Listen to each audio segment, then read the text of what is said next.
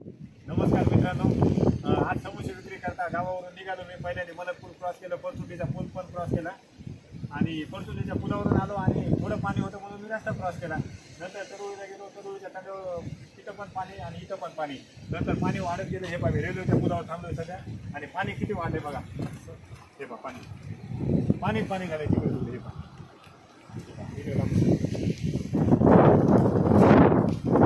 आणि अशा वातावरणात मी अडकून गेलो. हे पाहिजे महादेव मंदिराकडे, आपल्या महादेव मंदिराकडे रस्त्यात सौर ऊर्जा प्रकल्प पलीकडे खोडव्यांचे रान येतं.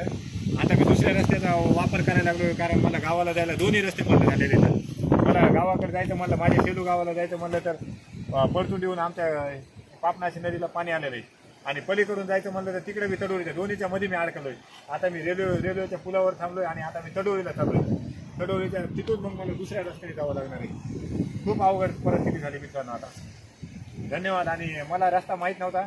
आपल्या परतुंडी गावचे मेघराज खोडवे त्यांनी मला रस्ता दाखवलाय. त्यांना म्हणलं व्हिडिओमध्ये या, पण ते नको म्हणले. हे पहा मित्रांनो, आता पुढे जसं होईल तसं पण निघालोय बघा. अर्धा माल विकलाय, अर्धा चाललाय बघा. सर पाणी दाखवा सर आपल्या मित्रामध्ये.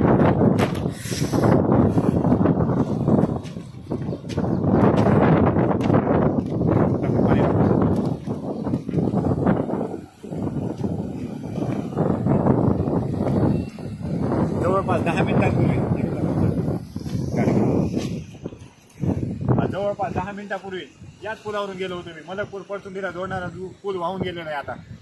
आता बघा पाण्याचं आणि हीच परिस्थिती वरच्या नदीला पण आहे बघा. वरची नदी जी चालली ना पांगरीची, त्या नदीला पण असं पाणी आलं.